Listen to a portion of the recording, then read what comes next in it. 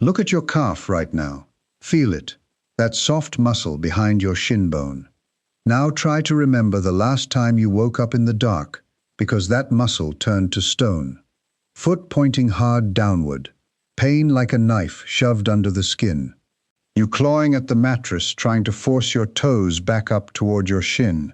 9 minutes. 9 full minutes of active pain. That is the average length of a nocturnal leg cramp in adults over 65. And then the soreness that lasts into the next morning. And the quiet dread when you get into bed the following night. If you are over 65, there is roughly a 50% chance you already know exactly what I just described. And there is a very good chance you have already tried magnesium. Magnesium citrate, magnesium glycinate, the amber bottle by the bed. Maybe you switched brands twice. Here is what 7 randomized controlled trials in 361 adults have now shown, and what almost nobody who sold you those pills is going to tell you. For most adults over 65 with nighttime leg cramps, magnesium has repeatedly failed to outperform placebo in clinical trials. 7 randomized trials, 361 adults, no meaningful benefit over a sugar pill. That is not one study. That is a meta-analysis, and it has been confirmed twice since. Inside Aging exists to translate the research your doctor did not have 15 minutes to explain, the research on what your leg cramps are actually telling you about your nerves and your prescriptions. Because here is the part nobody tells you. The cramp is not coming from your muscle. It is coming from a nerve, and that nerve is being irritated by one of 2 things. Either a prescription bottle sitting in your medicine cabinet, or a tendon in the back of your calf that has spent 40 years getting shorter without anyone noticing. That is the sentence your last 3 doctors did not have time to say, and it changes everything about how you fix this.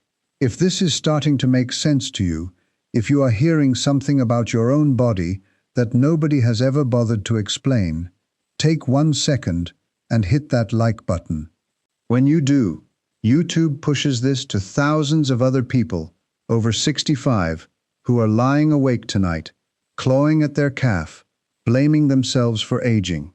You could be the reason someone's husband finally sleeps through the night. You could be the reason someone's mother stops throwing money at magnesium. And subscribe. Every single week, Inside Aging does exactly this. Takes the research the 15-minute appointment did not have room for, and walks you through what it actually means for your body. Now, before we go any further, I want you to do something. Because there is a simple self-check that can reveal whether calf tightness may be contributing to your nighttime cramps, and calf tightness is one of the most common non-medication contributors to nocturnal leg cramps in older adults. Here is the test. Stand up. Take 1 hand and place it against a wall. Step your right foot backward, keeping the heel flat on the floor and the leg completely straight. Slide the back foot back further until you feel the calf pull tight but not painful. Now look at the distance from your back toe to the wall. Estimate it in inches. If you can only step back a relatively short distance before your calf feels tight, it may suggest reduced calf flexibility, a common finding in people with nighttime leg cramps. Post your number in the comments, just the inches. And in a moment, I am going to give you the 6-week stretching protocol proven in a randomized trial to reduce cramp frequency by more than 1 cramp per night. And I want you to retest yourself in 6 weeks and post your new number underneath your first one. You are not watching a lecture right now. You are enrolling in a protocol. So let me tell you what is actually happening in your body at 3 in the morning.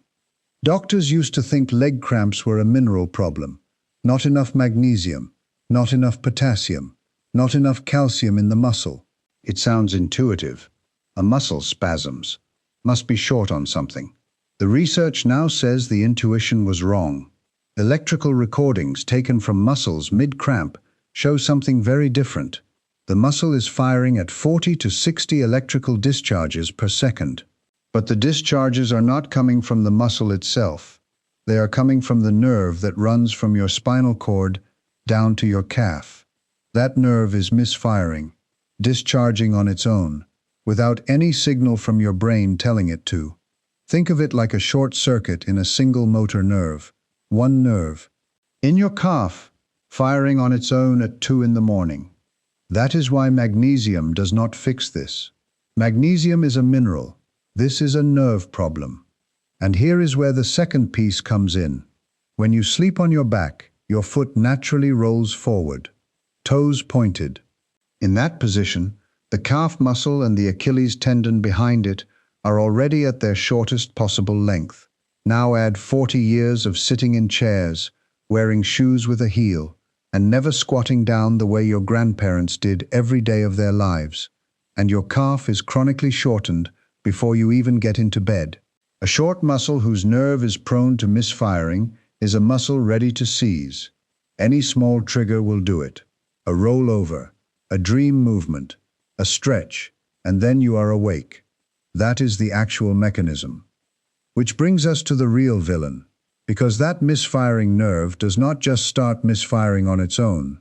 Something has to sensitize it, and in adults over 65, the most common thing sensitizing it is a prescription bottle. Let me show you the study. In 2012, a research team in British Columbia looked at a prescription database covering 4.2 million people. They asked a specific question. When an older patient gets started on quinine, which used to be the standard leg cramp treatment, what was the last prescription they got before the quinine? In other words, what drug did the doctor prescribe first, that then caused the leg cramps, that then caused the doctor to reach for the cramp treatment? They found 5 drug classes. And you are almost certainly on at least one of them. I am going to count them down from 5 to 1. And I want you to stay for number 1. Because number 1 is the drug class with the strongest cramp signal in that entire 4 million person database. And it is the one your specialist is least likely to link back to your nighttime pain. Number 5. Statins. Atorvastatin, simvastatin, rosuvastatin, the cholesterol drug your doctor prescribed at your last physical. In the year following the first prescription, the odds of developing nocturnal leg cramps increased by 16%. It is the smaller effect on this list, but with tens of millions of Americans on a statin, 16% adds up to a very large number of woken calves at 3 in the morning. Number 4. Osteoporosis and hormone medications. Raloxifene, sold as Evista, reports leg cramps in up to 12% of patients. Conjugated estrogens, the hormone replacement, up to 14%. If you started one of these in the last 2 years and the leg cramps started with it, that is not a coincidence. That is the drug. Number 3. Thiazide Diuretics, the blood pressure water pill. Hydrochlorothiazide, chlorthalidone, indapamide. Almost half of the people over 60 who are on any blood pressure drug are on one of these. They increase the odds of nocturnal leg cramps by close to 50% in the year after starting. And here is where it gets more interesting. Number 2. Potassium-Sparing Diuretics. Spironolactone, triamterene, amiloride. These are the water pills that are supposed to protect your potassium, the cramp signal, more than double the baseline. And this destroys a myth that has been around for 50 years. Because if leg cramps were caused by low potassium, as almost everyone assumes, then a drug that spares your potassium should reduce them, not double them. The research shows the opposite. Potassium-sparing diuretics have the strongest cramp signal of any diuretic class. Which means the cramps are not about potassium, they are about the drug directly irritating the nerve running down your leg. Which brings us to number 1, and this is the one I told you to stay for. Number 1. Long-acting inhalers. Symbicort, Advair, Ceravent, Foradil, Breo. If you have COPD, chronic bronchitis, or long-standing asthma, and you use a maintenance inhaler twice a day, this one is likely you. The odds of developing nocturnal leg cramps in the year after starting one increased by nearly 2.5 times. The single strongest medication signal for leg cramps in that entire 4 million person database. The mechanism is the ingredient. long-acting beta-2 agonists. They are designed to work on the smooth muscle of your airways, but they also travel through the bloodstream and stimulate beta-2 receptors on the nerves running down to your legs, making those nerves more excitable, making them fire on their own. At 2 in the morning, nobody at the pharmacy is going to tell you this. The inhaler is helping you breathe, and it is probably also the reason you are not sleeping. Now here is a statistic that puts all of this in perspective. Americans spend an estimated $1.6 billion a year on magnesium supplements, and adults over 60 are the largest single buying demographic. 7 randomized controlled trials involving 361 patients have now been done. Every one of them compared magnesium to a placebo pill, and magnesium performed no better than the placebo. $1.6 billion. Chasing a mineral the research says is not the problem, while the actual problem sits in the medicine cabinet 12 feet away. I want to tell you about a case that shows up again and again in the research literature. This is a composite case, a common pattern rather than a single patient, drawn from the Sequence Symmetry database and the Primary Care Case series. His name is Robert, 71 years old, retired accountant. 3 or 4 nights every week, Robert would wake with his right calf locked so hard he had to stand beside the bed, waiting for it to release. 90 minutes to fall back asleep. Sore all the next morning. He stopped looking forward to vacations because he dreaded sleeping anywhere but home. Robert did what almost everyone does.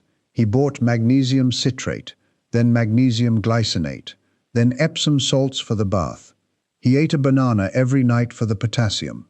He drank tonic water for the quinine, until he read the FDA warning and stopped. Nothing worked. Then Robert saw a geriatrician who actually opened his medication list and read the whole thing. Robert was on 3 things: Symbicort, that is a long-acting inhaler, for his chronic bronchitis, simvastatin for his cholesterol, and hydrochlorothiazide for his blood pressure. 3 of the top 5 drug classes from that database. Every one prescribed by a different specialist. Not one of them had ever asked Robert about leg cramps. Robert had never volunteered them. He thought they were just aging. The geriatrician worked with the pulmonologist to reduce the inhaler dose. Switched the water pill to a different blood pressure class. Reduced the statin dose while keeping the cholesterol under control. Within 8 weeks, Robert was down from 3 cramps a week to less than 1 a month. The medications were not wrong, but the trade-off was never explained to him. In a moment, I am going to show you the one intervention that consistently reduced nighttime cramps in a randomized clinical trial. But before we get there are 3 myths we need to eliminate, because millions of older adults are still wasting money on them every year. Myth number 1. Bananas fix leg cramps. False. Blood potassium levels are not associated with nocturnal leg cramps in the large population data. And, as we just saw, the diuretic class that spares your potassium has the strongest cramp signal, the opposite of what the banana theory predicts. Myth number 2. You need to drink more water before bed to prevent them. Not quite. Neither exercise cramps nor nocturnal cramps have been shown in the research to be caused by dehydration. And drinking more water at night in a 70-year-old bladder will get you out of bed to urinate twice, which is a different problem for a different video. Myth number 3. Tonic water for the quinine is a safe home remedy. False. In 2010, the FDA issued a formal warning against quinine for leg cramps. Fatal hypersensitivity reactions and a blood disorder called thrombocytopenia can occur unpredictably after a single dose. Cardiac arrhythmias have been reported. The tonic water dose is smaller, but the risk-benefit ratio is not in your favor. Do not do this. Before we get to what actually works, I want to know how old you are. Post it in the comments, just the number. The reason age matters here is that both of the mechanisms we discussed, the misfiring motor nerve and the shortened calf tendon, get progressively worse with each decade after 60.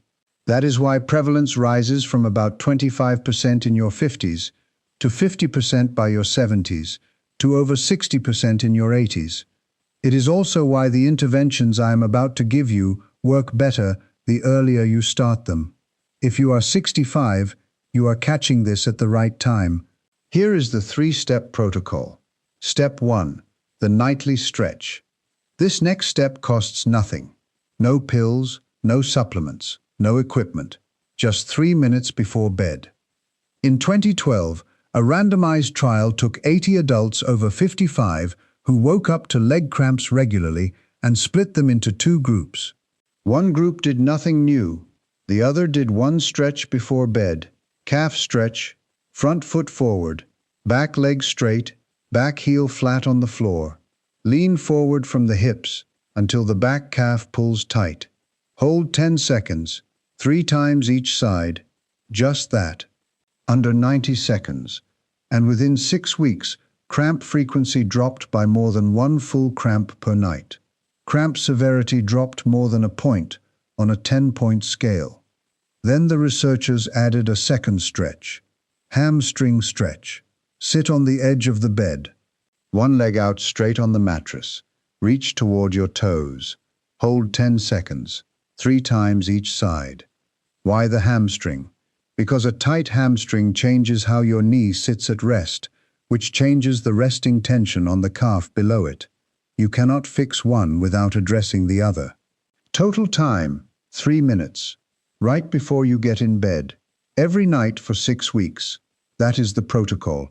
And it is the only intervention for nocturnal leg cramps in adults that has a randomized trial showing real, sustained benefit. Remember the wall test you did a few minutes ago?